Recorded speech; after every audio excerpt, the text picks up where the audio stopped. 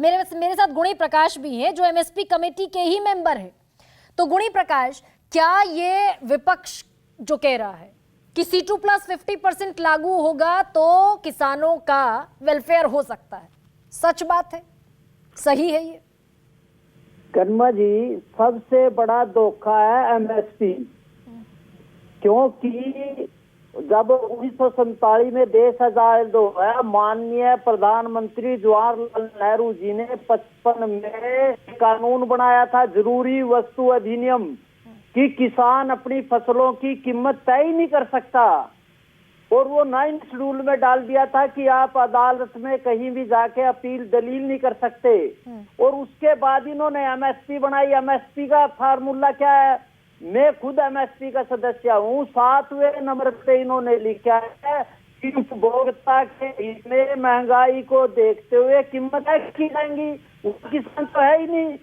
लागत पे जो स्वामीनाथन आयोग की रिपोर्ट कर रहे हैं, CHC उस पर तो चर्चा ही नहीं करती, क्योंकि जो एमएसपी है वो किसान सबसे ज्यादा खरीदार है सरकार, और खरीदने के बाद उसको फ्री में बांटती है, क्योंकि सबसे बड़ा खरीदार तो सरकार है। सरकार ही किसानों के उसको कहते। और एमएसपी की जो बात थी, हमारे को लागत के आधार लाभकारी मूल्य नहीं दिया गया, जैसे अभी बताया। तो ये जितने किसान, फिर गुणी प्रकाश, जितने किसान आंदोलन कर रहे थे, कई हजार किसानों ने आंदोलन किया, 800 किसानों की मौत हो गई, जो एमएसपी की मांग कर रहे थे, उसी मांग पर आंदोलन खत्म हुआ, आश्वासन मिला, तो सब गलत कर रहे थे? गरिमा जी, पहली बात तो ये है, एमएसपी की मांग पे ये आंदोलन हुआ नहीं था। वो या कृषि कानून के, और कृषि कानून क्या थे? नंबर 1, किसानों को खुला बाजार मिला, जो सरकारी पाबंदियां हैं, मंडी की पाबंदियां हैं, उनसे मुक्त होकर बाजार में किसान को अपनी फसल प्रति सर्वदा में अंतर्राष्ट्रीय में जाना था।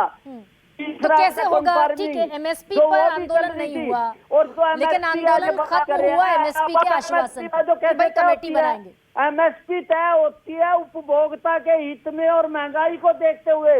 लागत खर्च 2+ पे उसमें होती नहीं, क्योंकि किसानों के फसल लूटने के लिए केंद्र सरकार ने एमएसपी तय कर दी, ताकि उसको दूसरी तरफ सरकार ने पाबंदियां लगा दी। आप अपना चावल नहीं बेच सकते, आप अपना गेहूं नहीं बेच सकते, अपनी दूसरी चीजें नहीं। सरकार बाजार से हटे। ये एमएसपी मंडी का लूटीकरण चौधरी चरण सिंह ने खुद लिया अपनी किताब में। ठीक है, अभिमन्यु, सहमत हैं आप इस बात से कि वो जो इंपोर्ट एक्सपोर्ट पर कंट्रोल है सरकार का, एमएसपी से कहीं ज्यादा महत्वपूर्ण है उसका हटना? तब वेलफेयर हो सकता है किसान का थोड़ा बहुत। देखिए गरिमा जी, जो गुणी प्रकाश जी हैं, ये तो उस समय किसान आंदोलन के खिलाफ में थे, और इसीलिए सरकार ने इनको एमएसपी कमेटी में ले लिया। जिन किसानों की मांग एमएसपी थी, उनसे तो पूछा भी नहीं गया, उनका रिप्रेजेंटेशन उस कमेटी में है नहीं। देखिए, इंपोर्ट एक्सपोर्ट है, आप एक्सपोर्ट की छूट दीजिए, लेकिन ये कहिए आप खुले मार्केट की छूट दीजिए, हमें कोई दिक्कत नहीं है, लेकिन आप ये कहिए कोई भी व्यापारी खुले मार्केट में किसान का सामान यदि खरीदेगा तो वो एमएसपी से नीचे नहीं खरीद सकता। आप ये बात सुनिश्चित कर दीजिए, उसके बाद आप खुले मार्केट में आ जाइए, हमें कोई ऐतराज नहीं है खुले मार्केट से। और जो ये कह रहे हैं ना कि मंडियां बचाने के लिए कानून हुआ, बिल्कुल मंडियां बचाने के लिए आंदोलन हुआ था। मंडी खत्म करने के लिए वे कानून लाए गए थे।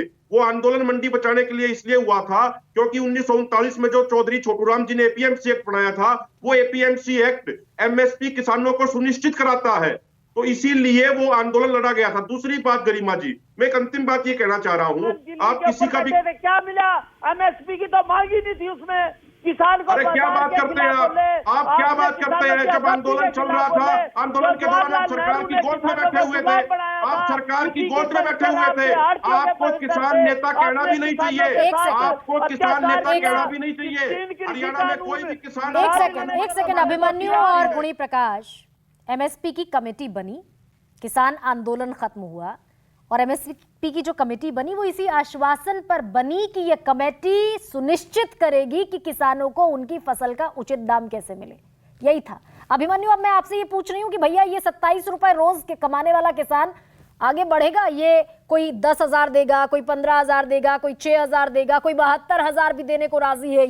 ये वेलफेयर होगा इससे, पॉलिटिकल झुंझुने से, रेवड़ियों से? नहीं, बिल्कुल नहीं होगा गरिमा जी। चाहे कांग्रेस ये झुंझुने देने की बात कर रही हो या भाजपा झुंझुने देने की बात कर रही हो, किसान को चाहिए अपनी फसल का उचित मूल्य। आप किसान को एमएसपी इंश्योर कर दीजिए। 1 एकड़ में प्रति ईयर अगर हम रबी और खरीफ का दोनों फसलों का मिला ले तो एवरेज किसान को 60,000 रुपया प्रति एकड़ का घाटा हो रहा है पर एकड़। और सरकार कह रही है कि हम 6,000 रुपए साल में देके उसका भविष्य बदल देंगे। किसान चाहता है जो उसने मेहनत करी है, जो ईमानदारी से उसने पुरुषार्थ किया है, आप उसकी उचित कीमत दे दीजिए। किसान खुश है, किसान अपने बच्चों को भी पढ़ा लेगा, किसान अपनी हेल्थ संबंधित और ये सुविधाएं भी अपने आप C2+50 हो।